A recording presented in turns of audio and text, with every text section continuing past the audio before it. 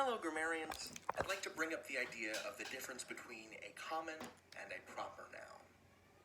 So the difference between a common and a proper noun is simply the difference between something with a name and a more generic version of that thing. I'll give you a couple of examples right off the bat. So speaking generally, I am from a city. The specific city that I bring up the idea of the I'd like to bring up the idea of the difference between a common and a proper noun. So the difference between a common and a proper noun is simply the difference between something with a name and a more generic version of that thing. I'll give you a couple of examples right off the bat. So speaking generally, I am from a city. The specific city that I'm from is Chicago. I could talk about a frog, generally, but if I were speaking of a specific frog, I would say Kermit. The difference between a common and a proper noun is merely the difference between a general thing, so the side is more general, and a specific thing. It's a continuum. So, if you are speaking of, let's see, a river, any old river, that's a common noun. But if you're talking about a specific river, and it's a named river here, that would be the Nile, say. You could talk about a mountain,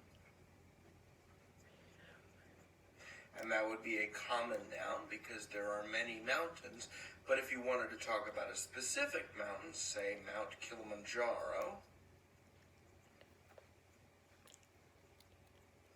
in Tanzania,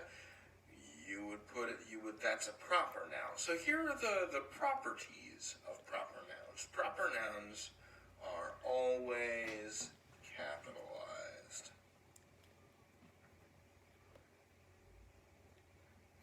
And that means that instead of using a little letter A like that, you would instead use a big letter A like that. Common nouns are only capitalized if you find them at the beginning of sentences.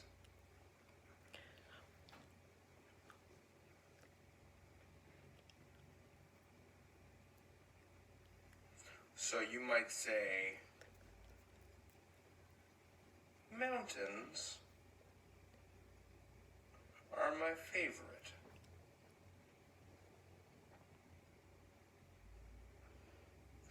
But you would also say, Kilimanjaro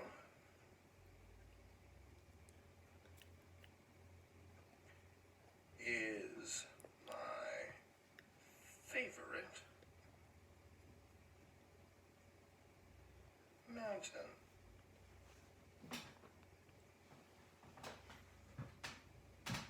And that is a lowercase, non-capitalized M, as opposed to this one, which is uppercase.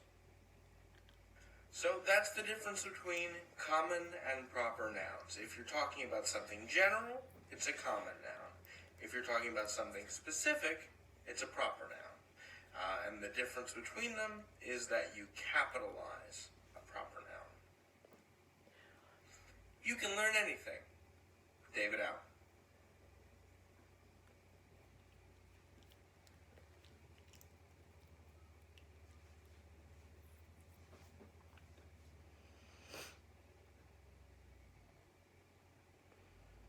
Hello, grammarians. So today I'd like to talk to you about the idea of concrete and abstract nouns. And before we do that, I'd like to get into some origins, some word origins, or etymology.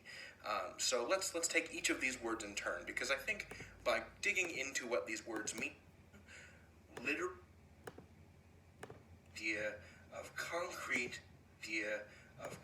So today I'd like to talk to you about the idea of concrete and abstract nouns. nouns. And before we do that, I'd like to get into some origins, some word origins, or etymology. So let's take each of these words in turn, because I think by digging into what these words mean, literally what they mean and where they come from, we'll get a better understanding of this concept. So both of these words come to us from Latin. Concrete comes to us from the Latin concretus, which means this concept. So both of these words come to us from Latin. Concrete comes to us from the Latin concretus, which means to grow together. So this part of it means grown, and this part means together. It refers to something that, has grown together and become thick and kind of hard to get through and physical. The connotation here is that this is a physical thing. Something that is concrete is physical. Abstract, on the other hand, means to draw something away. So, something that is abstract is drawn away from the real, from the concrete, from the physical. So this is not physical.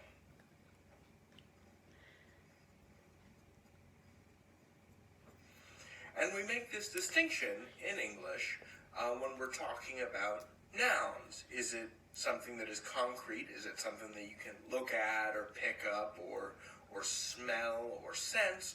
Or something that is abstract, something that isn't physical but can still be talked about? So for example, the word sadness is a noun, right? This is definitely a noun. It's got this noun-making ending, this noun-forming suffix, ness. We take the adjective sad and we toss this ness part onto it. We've got a noun. But can you see sadness? Is it something you can pick up? Sure, you can tell by being, observant and empathetic that your friend is sad, but it's not something that you can pick up. You can't be like a measurable degree of sad. You couldn't take someone's sadness, put it under a microscope and say, oh, Roberta, you are 32 degrees micro sad. It's not something physical. Concrete things, on the other hand, are things that we can see or count or measure, just parts of the physical world. So anything you look at, like a dog, is concrete. A ball is concrete. A cliff is concrete. Happiness is abstract. The idea of freedom is abstract. Though the presence of freedom in your life may manifest in physical objects, like, oh, my parents let me have the freedom to eat ice cream. Ice cream is, a concrete noun. But freedom, the thing that allows you, the permission that you get from your parents to have ice cream, that's not a physical object. So that's basically the difference. So a concrete noun is a physical object, and an abstract noun is not. This is why I really wanted to hit the idea that a noun can be a person, place, thing, or idea. Because nouns can be ideas. And those ideas tend to be abstract. Sadness, happiness, freedom, permission, liberty, injustice. All of these are abstract ideas. That's the difference. You can learn anything. David out.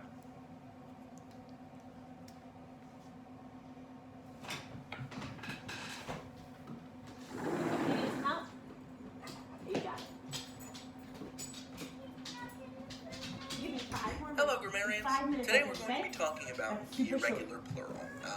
Previously, I had said that if you take any English word, any noun, It is cold, huh? and you tack it. How about you find me a hat and gloves to wear, and then I'll be quicker, Dogs, okay? And that's how you form the plural. Yep, go over there and find me a hat and gloves for when I'm ready to go outside, okay? Today we're going to be talking about the irregular plural. Previously, I had said that if you take any English word, any noun, say the word dog, and you tack an S onto the end of it like so, boop, you get the word dogs, and that's how you form the plural. In all cases, I was lying. Sorry. It turns out that English is a little bit more complicated than that. While adding an S to things is the way you usually make things plural, sometimes there are other changes, and sometimes you don't even pluralize using an S at the end. But we're not going to talk about that now. That's for another time. What I want to talk about today is the most basic kind of irregular plural. So we have the difference in English between regular and irregular plurals.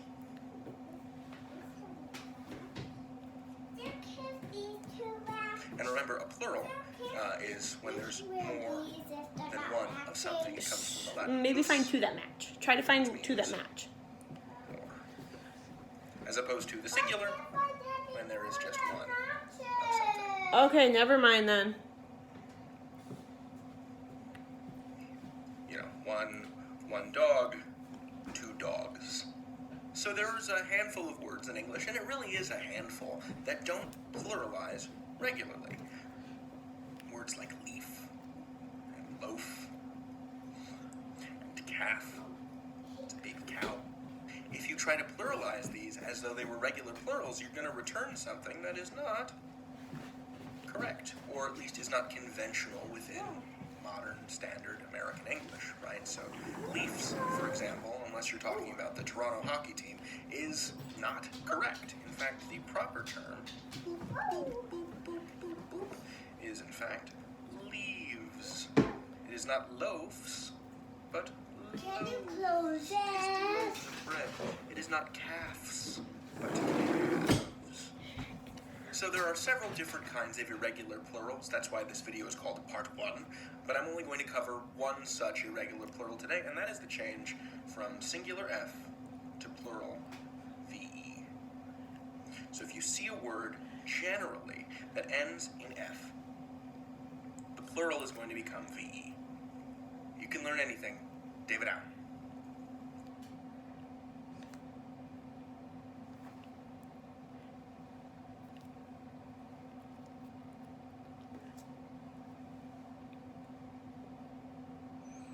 Hello, grammarians. Today we're going to be discussing more irregular plurals. So this is the irregular plural, part 2, the two-inning.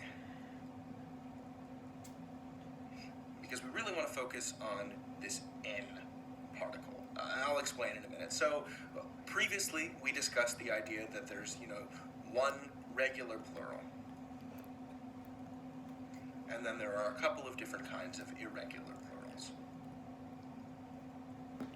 So we have the word dog, it becomes dogs. We have the word leaf, and it becomes leaves. I'd like to introduce something else too. The word child is also an irregular plural because its plural form is not childs, but in fact, you ready? Say it with me. Children. Whoa, that's weird. What is that about? Like I said, English is not a predictable language. Few languages are. When we think of English as one solid block of wood, what we're actually seeing is this lashed together raft made of spit, hope, and history. So it's your job as a writer and a speaker of English to make of this crooked timber something straight, to borrow a phrase and then mangle it. So the question is, what is the deal, right? And the answer is that it has to do with English language history and heritage. English comes to us from Old English, which if you look at it now, it kind of looks like German, because English is a Germanic language. That's the term linguists use. So in Old English, there were a bunch of different ways to make something plural. Some nouns would become plural by adding an en. Some you could add an s. Some you would add an r. And part of this depended on what part of England you lived in at the time. There were a bunch of different regional variations. Today, this en ending only applies to basically 3 or 4 words. These are all you need to remember for this one weird en thing. So, the en ending plural only applies to child, ox, brother or sister. And even these are really rare. I bet you don't even know what I'm talking about. The plural of brother originally was brethren. The plural of sister is sistren or sustren. But these are so rare, and brothers and sisters is so common that we don't even need to consider them. So, really, the only weird en plurals that are going to be in common usage are children and oxen. And unless, your family raises musk oxen or you're an ox driver, you're probably not going to be using the word ox very often. And if oxen are a big part of your life, you probably knew how to pluralize them already just from hearing people talk about them your entire childhood. So I'm going to cross that off too. The only thing you need to worry about is the en in children. Child becomes children. Now you're probably wondering, David, if there's the word ox and ox becomes oxen, what about box? Why is the plural of box boxes and not boxen? To borrow a gag from Brian Regan. The simple truth is that it has to do with this word's origin. Ox is a native Old English word. Box comes to us originally from Greek, and then Latin, and then French. That's how it came to English. I'm sorry if that's not a very satisfying answer, but that's how English works. English is this language that is composed of a bunch of different puzzle pieces, all mashed together by time, history, and repeated invasions, which are totally mental. But I'm getting away from myself. The important thing to remember is that for this irregular plural, this en ending, really, unless you work with oxen, or unless you are leading some sort of old-timey folk revival where you have to refer to brethren and sistren, child to children is really the only change you need to concern yourself with. All this can be summed up, boop, just like that. You can learn anything. David out. Now, if you're still with me, I would like to relate a humorous historical anecdote that comes to us from the 15th century English printer, William Caxton. Now, this story comes to us from about the year 1490, and I just want to use 14.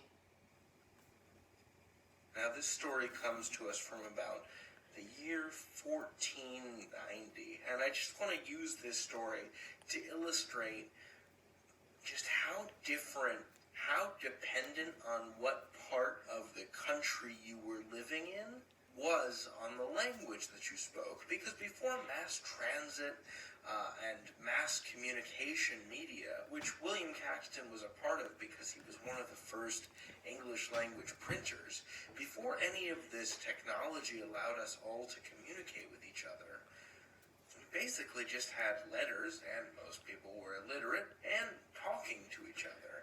And since it wasn't really easy to get from place to place to place before the advent of cars, most people didn't really go very far. So here is the story, which I will translate for you from Middle English. It goes like this. So, these merchants were traveling from the Thames River, which flows through London, and they're trying to get to Zeeland here, which is in the modern-day Netherlands. This is, incidentally, this is England. This is the southeast coast of England. They're trying to get to Zeeland, and this is a distance of about 160 miles, give or take. But they can't make of bad winds. They stop here at Foreland to